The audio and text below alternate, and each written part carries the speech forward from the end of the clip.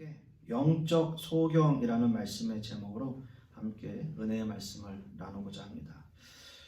오늘 말씀은 예수님이 소경되었던 자가 쫓겨났다는 말을 들으시는 그 장면으로부터 시작이 되는데요. 물론 예수님은 이런 상황들을 충분히 예견하고 계셨을 것입니다. 왜냐하면 예수님께 병고침을 받은 사람들이라면 누구나 유대인들이나 바리새인들의 표적이 되었기 때문이죠.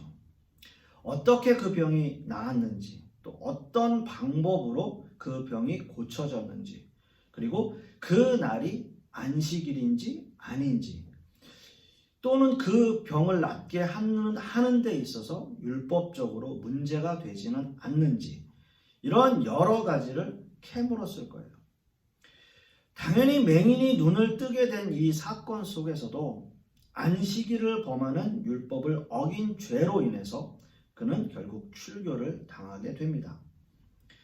출교라고 하는 것은 지난주에도 제가 언급해 드린 것과 같이 당시의 유대 사회에서 사형 선고나 다름없는 아주 엄한 형벌 가운데 하나였습니다.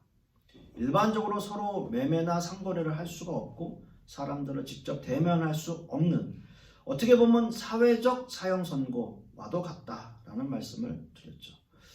그런 일이 있고 난 이후에 예수님은 이 맹인 되었던 자를 찾으셨어요. 그리고 마침내 만나 주셨습니다.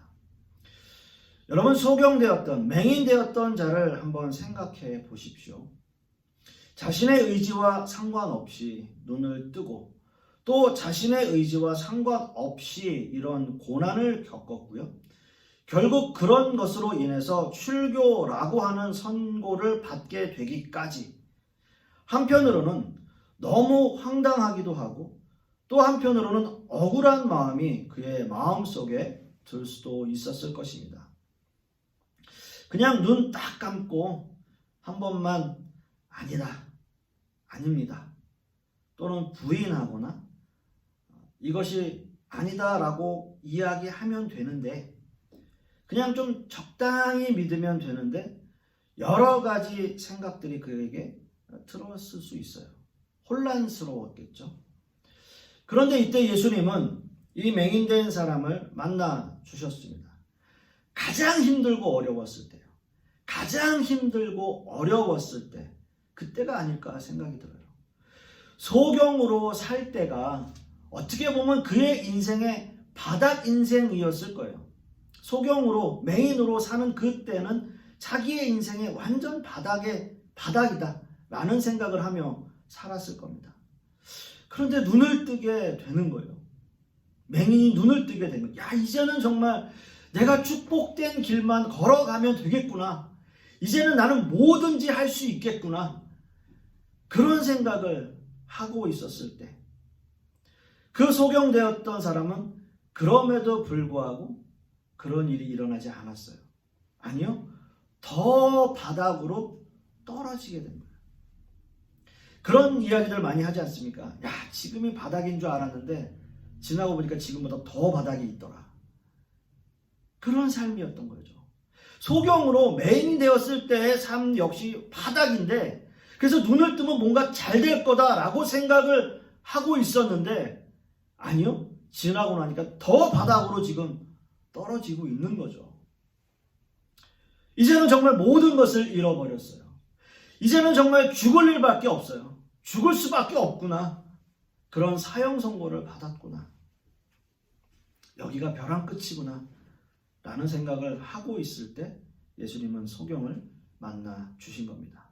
그리고 이렇게 말씀을 하세요. 네가 인자를 믿느냐? 인자를 믿느냐? 라고 물으세요. 예수님은 이 맹인되었던 자를 더 구체적인 신앙 고백으로 이끌고 계시는 거예요. 여기서 인자라고 하는 이 표현은 하나님의 백성의 대표자로서, 그리고 메시아로서의 사역을 암시하는 단어로서요, 예수님의 권세와 능력을 나타낼 때 주로 사용하는 단어입니다. 그 맹인되었던 자에게 그 예수님께서는 인자에 대해서 묻고 계세요. 네가 인자를 믿느냐?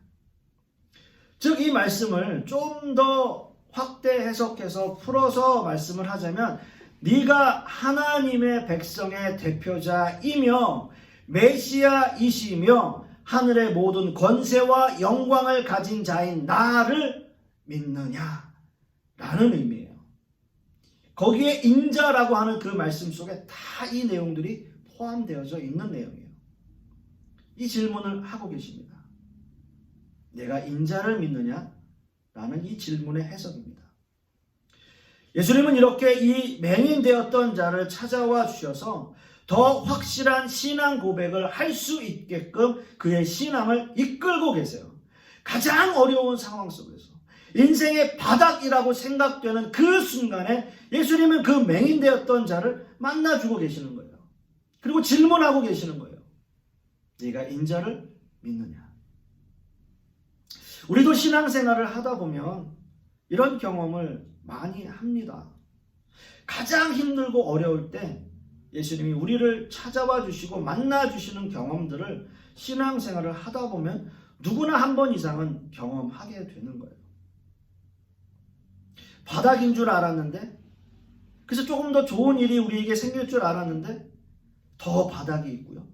더 절망으로 떨어지고 더 나락으로 떨어져가는 그 상황 속에 예수님을 만나게 되고 예수님이 한 줄기 빛처럼 우리에게 다가와 주셔서 손 내밀어 주시는 그런 경험들, 우리의 신앙생활들 속에서 우리는 한 번 이상 아니면 여러 번, 아니 간헐적으로 그런 경험을 하게 되죠.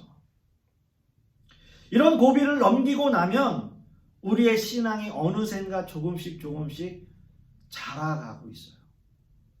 조금씩 성숙해지는 과정을 겪게 되는 거예요. 늘 말씀드리지만 이것이 성화의 과정입니다. 이게 신앙이에요. 그리고 우리 신앙인들의 신앙생활 모습입니다. 자, 그런데 왜 이런 신앙의 연단이 우리에게 필요하냐라는 거죠. 왜 이런 연단이 우리에게 필요하냐라는 거예요. 하나님의 은혜로 구원을 얻은 것이라면 신앙생활을 하는 내내 하나님이 우리를 지켜주시고 인도해 주시고 보호해 주셔야 되지 않냐라는 거죠. 내 마음대로 내 뜻대로 하나님 구원받은 거 아니잖아요. 하나님께서 우리를 구원해 주셨잖아요. 그러면 우리의 생활 역시도 하나님께서 책임져 주셔야 되는 게 맞잖아요. 그러나 현실은 그렇지 않아요. 이런 우리의 신앙의 연단은 결국 예수님을 빛으로 인정하고 영적인 눈을 뜬 자와 그렇지 않고 영적인 소경된 자로 극명하게 나뉘게 된다라는 거예요. 저는 오늘 말씀을 통해서 영적 소경이라는 이 말씀의 제목으로 두 가지의 주제로 은혜를 나누고자 하는데요. 첫째는 소경된 자들이 보게 되는, 빛을 보게 되는 은혜는 무엇이냐라는 거죠.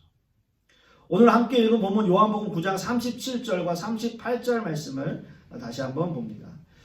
예수께서 이르시되 네가 그를 보았거니와 지금 너와 함께 말하는 자가 그이니라. 이르되 주여 내가 믿나이다 하고 절하는지라 라고 말씀하고 있습니다. 예수님이 누구신지 알지 못했던 이 맹인되었던 자는 마침내 예수님을 주님으로 고백하게 됩니다. 세상 모든 백성의 대표자로 그리고 메시아로 이 땅에 오신 주님을 나의 주님으로 고백하고 있는 거예요. 이것은 실제로 진실한 고백이었어요. 예수님은 그 맹인되었던 자에게 이렇게 말씀하십니다. 네가 그를 보았거니와 지금 너와 말하는 자가 그이다 라고 말씀하고 있어요. 지금 예수님과의 대화 속에서 보고 싶고 느끼고 싶었던 그분이 바로 내 앞에 서 있다라는 말씀인 거죠. 여러분, 이 기분을 한번, 또 이 상황들을 한번 생각해 보세요. 이루 말로 표현할 수 없는 것 아니겠습니까? 내가 보았거니와 지금 너와 말하는 자가 그이다. 이것이 얼마나 감동적인 말씀입니까? 예수 그리스도 그 실체를 내가 내 눈앞에 내가 직접 보고 있다라는 거. 상상만으로도 정말 황홀한 또는 감동적인 모습이죠. 예수님께서 사마리아 여인을 만나서 예수님을 메시아로 밝히실 때 이 비슷한 장면이 있어요. 사마리아 여인 역시 마찬가지였습니다. 요한복음 4장 25절 말씀에 보면 여자가 이르되 메시아 곧 그리스도라 하는 이가 오실 줄을 내가 아노니 그가 오시면 모든 것을 우리에게 알려주시리이다 라는 말을 해요. 그리고 예수님께서 이 여인에게 이렇게 말합니다. 26절에 예수께서 이르시되 내게 말하는 내가 그라 하시니라 라고 말씀하세요. 예수 그리스도 메시아에 대해서 이야기하는 그 여인에게 내가 그 사람이야, 내가 바로 예수야, 내가 메시아야 라고 밝히세요. 이 말씀을 들은 사마리아 여인은 물동이를 버려두고 마을로 달려가요. 그리고 예수님을 전하기 시작합니다. 자신이 만난 예수님을 모든 사람들에게 전하기 위해서요. 아니 어떻게 보면 예수님을 전하지 않을 수 없는 거죠. 전하기 위해서 견딜 수 없는 거죠. 예수님은 사마리아 여인이 가장 힘들고 어려울 때 만나주셨어요.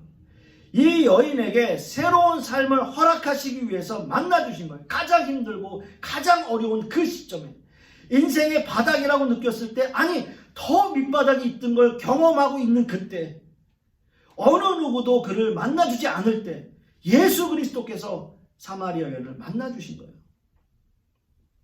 그리고 누구도 경험하지 못한 예수 그리스도를 만나는 그 경험, 그 실체를 경험하는 그 경험을 이 여인에게 허락하신 거죠. 엄청난 일 아닙니까? 지금 이 맹인되었던 자 그 앞에도 예수님이 서 계세요. 예수님이 누구신지 그리고 그는 분명히 밝히고 있습니다. 그 즉시 맹인되었던 자는 예수께 이렇게 고백해요. 주여 내가 믿나이다. 내가 믿습니다. 여기서 주여라고 하는 이 호칭은 예수님을 나의 구원자로 고백하고 있다는 의미예요. 이것은 자신의 진실한 신앙 고백적 의미를 담고 있습니다. 처음에는 예수님을 아예 본 적도 없었던 사람이에요. 그래서 예수님을 한 사람으로밖에는 고백할 수 없었던 사람이에요. 그리고 자신이 받은 증거로 인해서 예수님을 한 사람의 선지자로 고백했던 사람이에요. 그런데 마침내 예수님을 주님으로 고백하게 된 겁니다. 어떠한 연단에도 굴하지 않고 목숨을 걸고 지킨 믿음적 신앙, 그것으로 인해서 예수 그리스도를 주님으로 고백하게 되는 거죠. 또 이 맹인되었던 자의 고백은 그의 행동을 통해서도 드러납니다. 오늘 이 본문 말씀에 이르되 주여 내가 믿나이다 하고 절하는지라 라고 말씀하고 있어요. 이 소경되었던 자는 예수님 앞에 절을 합니다. 여기서 절한다고 하는 이 헬라어 의미에는 예배하다 또는 부복하다라는 의미를 가지고 있는 단어입니다. 이 표현은 영광과 존귀를 올려드리는 행위로 머리를 땅에 대고 그분의 발에 입을 맞추는 행위를 나타내는 거예요. 결국 이 사람은 예수님에 대한 진실한 신앙 고백과 함께 흔들리지 않는 믿음을 소유하는, 그래서 그것을 실제로 몸으로 표현하고 있는 그러한 모습을 보여주고 있는 거죠. 사랑하는 성도 여러분, 저는 늘 말씀을 드리지만 우리가 오늘의 말씀을 통해서 또다시 깨닫는 것은 신앙생활이 결코 만만하지는 않다라는 거예요. 소경되었던, 맹인되었던 자의 경우처럼 믿음을 가진 자가 겪어야 하는 고난이 결국 자신의 목숨을 포기하고서야 얻어졌다라는 결론을 얻게 되는 거죠. 과연 우리는 이런 상황을 맞닥뜨리게 된다면 우리는 어떻게 이 상황들을 극복할 수 있을까요? 그것은 아마도 우리의 신앙을 다시 한번 점검하는 그 방법밖에는 없을 겁니다. 그리고 주님 앞에 무릎을 꿇는 것, 주님 앞에 우리의 모든 것을 내려놓고 주님의 그 증거를 다시 한번 붙잡고 믿음으로 나아가는 것. 그 방법밖에는 없을 것이다 라는 생각을 하게 됩니다. 맹인되었던 자가 주님을 보게 된 것은 실제로 엄청난 은혜이죠. 메시아이신 주님의 그 실체를 내가 내 눈으로 내 앞에 볼 수 있다라는 것, 그것을 경험했다라는 것, 그것을 체험했다라고 하는 것은 엄청난 놀라운 큰 은혜입니다. 어떤 의미에서는 지금 우리도 마찬가지일 거예요. 주님은 늘 우리와 함께 하시고요. 성령은 우리 안에 내주하시고요. 지금 이 은혜의 시대에 우리가 경험하는 여러 가지의 은혜들이 우리에게 있어요. 이것이 엄청나고 놀라운 은혜입니다. 그러나 그럼에도 불구하고 우리는 여러 가지 어려운 환경과 고난과 상황들 속에서 좌절하기도 하고 또 그런 고난과 여러 가지 연단을 통해서 불평불만하기도 합니다. 간절히 소망하기는 이 맹인되었던 자가 주님 앞에 고백하는 그 고백의 내용처럼 주님 앞에 흔들리지 않는 믿음을 소유하시는 저와 여러분 되시기를 소망합니다. 두 번째는 영적인 소경인 자들의 죄에 대한 문제예요.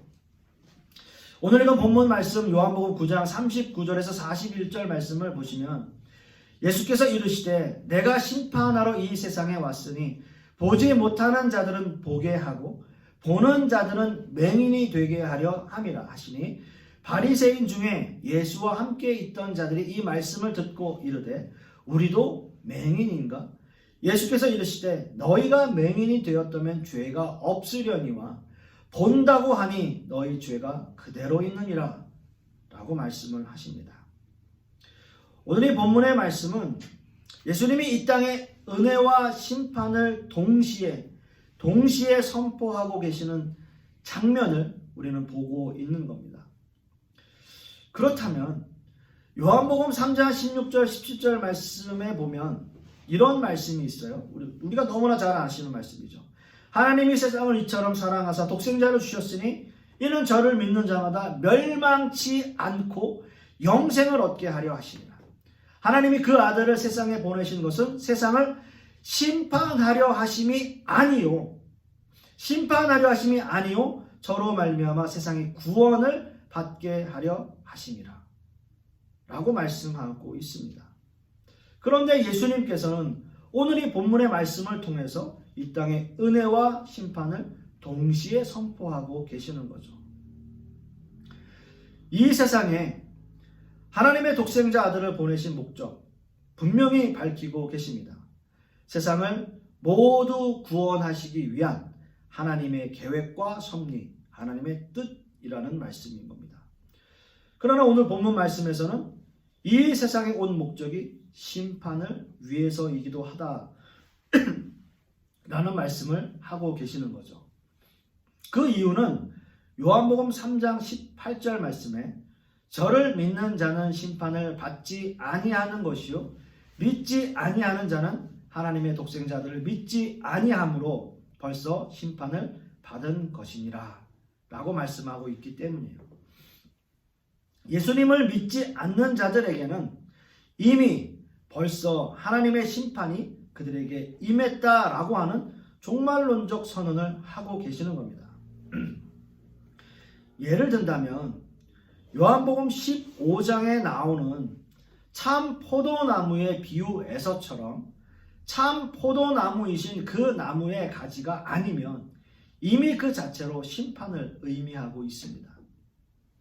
그 가지는 이미 그 참 포도나무에 붙어있지 않은 이유로 말라서 사람들이 불에 사른다라고 하는 거예요. 그것은 이미 심판을 선고받았다라는 의미입니다. 심판의 대상자는 분명합니다. 오늘 읽은 본문 말씀에 보지 못하는 자들이 보게 되고 보는 자들은 소경이 되게 하신다라는 예수님의 말씀에 그 대상이 분명히 밝혀 있습니다. 이 의미는 빛 대신 예수님을 인정하는 자들과 예수님을 인정하지 않고 그를 핍박하며 배척하는 자들을 의미하고 있는 거예요. 예수님은 온 인류를 향해 빛을 보여주셨습니다. 그 빛은 모든 인간의 죄를 더욱 드러나게 하고요. 그 빛은 하나님의 은혜와 심판을 동시에 선포하고 있는 겁니다.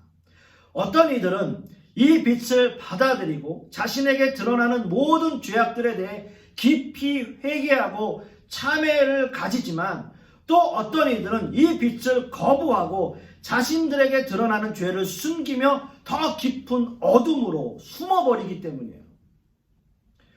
따라서 요한복음 1장 9절에서 11절 말씀에도 참빛 곧 세상에 와서 각 사람에게 비치는 빛이 있었나니 그가 세상에 계셨으며 세상은 그로 말미암아 지은 바 되었을 때 세상이 그를 알지 못하였고 자기 땅에 오매 자기 백성이 영접지 아니하였으나 라고 말씀하고 있어요. 이것이 세상 사람들의 반응이에요. 어둠 가운데 있는 사람들의 보편적인 반응은 빛을 거부하고 빛을 외면하며 사는 사람들을 이야기하고 있어요. 어둠에 있는 자들이 세상에 심판받는 이유는 단 한 가지입니다.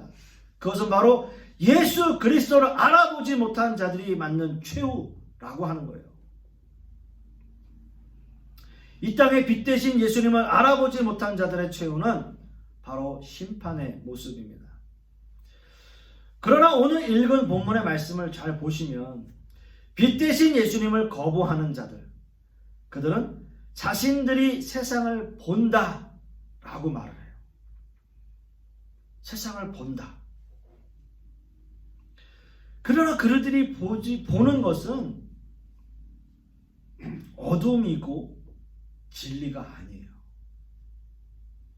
그리고 그들은 이 빛을 없애려고 노력하는 사람들이에요. 이 빛 대신 예수님을 그들은 십자가에 달려 죽입니다. 그들은 모두 자신들의 승리를 자축하는데요. 그러나 예수님은 이 어둠의 권세를 물리치고 사흘 만에 다시 부활하십니다.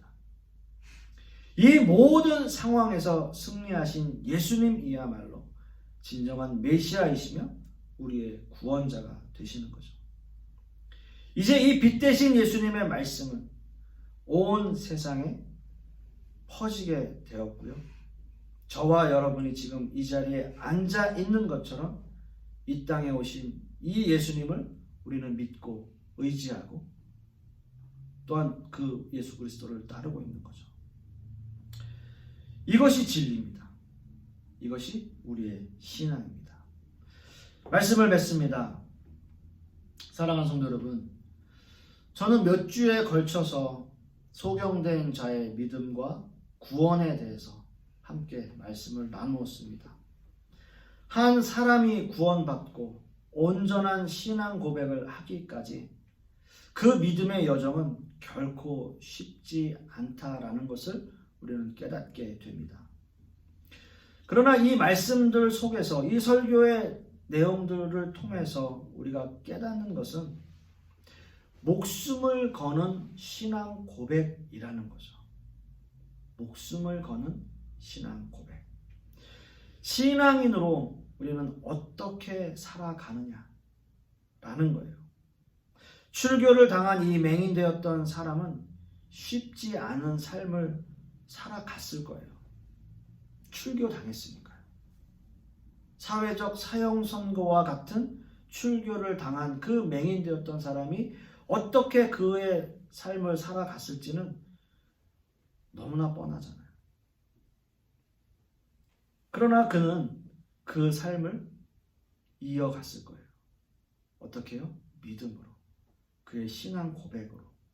그리고 메시아이신 그 실체이신 예수 그리스도를 본 그 실체의 모습, 그 마음을 마음속에 가득 담고 그의 평생을 살아갔을 겁니다.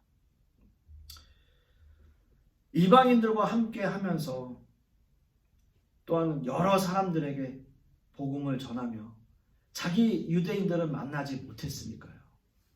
이방인들에게 전하며 예수 그리스도를 전하는 사람으로 살지 않았을까 추측해 봅니다. 우리는 어떤 믿음의 결실을 가지고 살아갈 수 있을까요? 혹 믿는다라고 하면서 영적 소경된 자의 모습으로 살아가고 있지는 않은지